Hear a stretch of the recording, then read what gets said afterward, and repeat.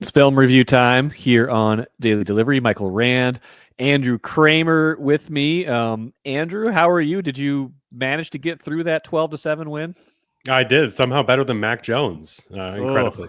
Oh, That I was a had cheap a shot. I think there was a point last year where I was like, oh, should they trade for Mac Jones when they were kind of like desperate for quarterbacks and it was clear that he was going to be out of the picture in New England? I no longer have the hankering for Mac Jones. Yeah, it was just his first start in quite a while, but in that Jacksonville team, there's not a whole lot around No, him. But no, there's yeah, not. he didn't look good. I didn't realize this until the end of the game, but that last drive, when obviously they crossed midfield and before throwing the pick in the end zone, that was just the second time the entire game they'd gotten into Vikings territory. Yeah, it was bad. Amazing. It was bad. I've got some hot takeaways for you, 3 of them to be exact, and then we'll get into the film review. Hot takeaway number 1. Now, I know what Kevin O'Connell said after the game, that his confidence in Sam Darnold hasn't wavered, that he didn't think about anything in that game, even though he threw those 3 picks. I think there's a decent chance J.J. McCarthy would be starting next week if he was healthy. What do you think about that?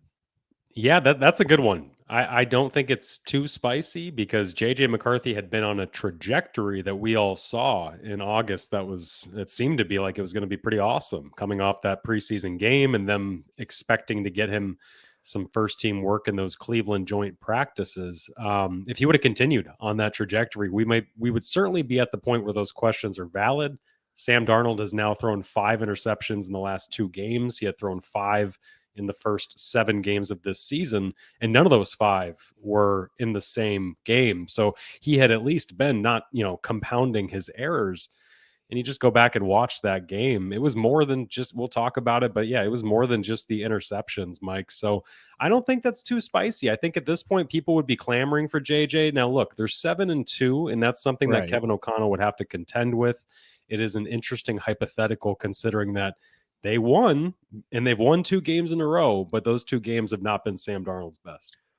No, and considering the other options right now are Nick Mullins and Brent Rippon, like he's not going to make a move. Like Sam Darnold is clearly the best quarterback, best healthy quarterback in the room, and he's played pretty well. I mean, you can give him the benefit of the doubt. Even in that Colts game, he made enough big plays, threw 3 touchdown passes that you could forgive some of the mistakes. This was the first game all year where you were like, oh man, like he almost single-handedly cost them the game with his poor decision making in the red zone, and they got away with it because they're playing Jacksonville. But I feel like they would be tempted at least if they had a better option than what they have right now. I think KOC's got to say what he says right now because there's just not really another option right now. Yeah, it was telling that he didn't wait for his press conference. He said it in that post-game speech that the Vikings post online every time, and he's giving out game balls. He gives one out to every defender. He gives one out to each specialist, and then at the end says on offense, we'll get better, and then makes a point to say, Sam, everybody in this locker room knows that you're the guy who's going to get us there. So I feel like you got to speak it into existence at this point. You don't say that unless there's any reason for doubt. And yeah, that was easily Darnold's worst game as a Viking. Second hot takeaway. His overall numbers are pretty good, not too far off of where he usually is, but Justin Jefferson hasn't been in the end zone either any of the last 3 games. He's been getting, blanketed all over the field. I think Justin Jefferson's got to be getting a little frustrated with the direction things are going. What do you think?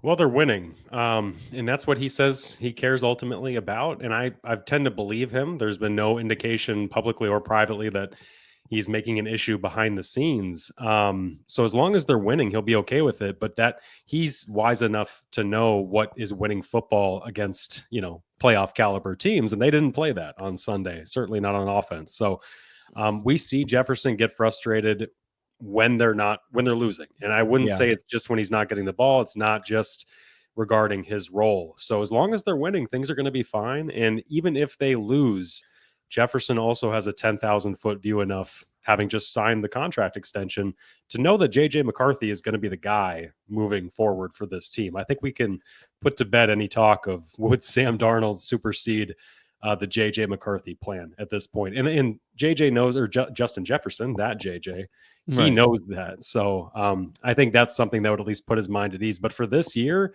like you said on the first hot take, Mike, it's all Sam Darnold, and even Jefferson knows because he's played with Nick Mullins. I don't know how much you need to go back to that.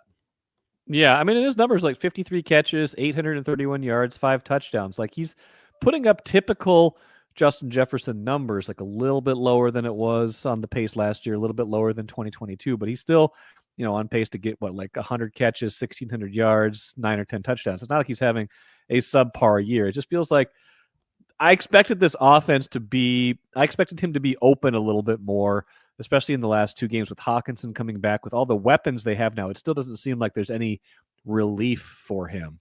Well, I think Sam Darnold is leaving meat on the bone. I mean, when you watch this back, it's not just that there's tight coverage, which the Jaguars did play well in coverage on Sunday. We should commend that.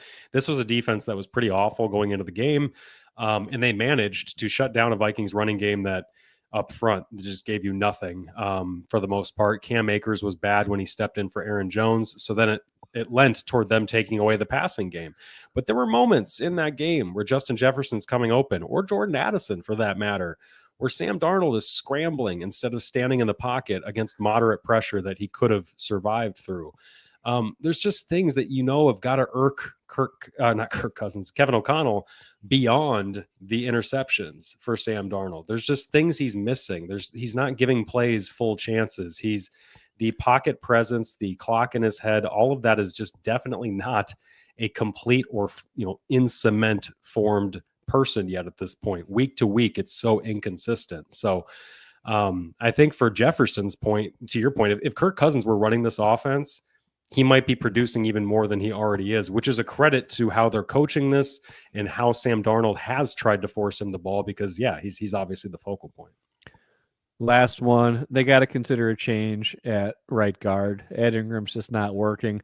I know they, took a pretty high pick on him in 2022 as their last hope for that, for that class, but man, it's just not been good. It was really bad on Sunday, and I felt like going into the bye week after that Jets game, after when they were 5-0, that was the time where people were talking about it the most. And coming out of that bye week, Ingram had played adequately, not, totally replacement level. But this past week, I thought against the Jaguars was one of his worst games of the season. And it wasn't just in pass protection. He was better in pass protection. It was more of the run game where he just wasn't sticking to guys. He had some bad matchups that he was consistently losing to up front. And when you have an offensive line that needs to help its new left tackle or wants to help the other guard from time to time, it's really hard to help out your one weakest link all the time. And when he's left alone, he's a consistent liability. So to me, Mike, that's not a super hot take. I happen to agree with it. The only question is for the coaching staff is how much faith do they really have in Dalton Risner, who they've seen a lot of. The NFL has seen a lot of. He was a 4-year starter at left guard for Denver. He started 11 games last year at left guard for the Vikings, and they loved it so much they replaced him with Blake Brandel this offseason and made Risner a backup. So they clearly don't view Risner as this some kind of world beater. If there was any kind of backup that you had a ton of faith in, you would have probably already made this change at this point. It seems to me like the Vikings are chasing development with Ingram, which for a third-year guy, you could say good on them for not totally giving up on him yet. But at the same time, it's approaching 50 starts in those 3 years. You've seen a lot of football from this guy. And I think if the change isn't coming soon, it speaks really lowly of how they view Risner. And I would imagine this next offseason, they maybe finally address that spot or at least turn the carousel one more time.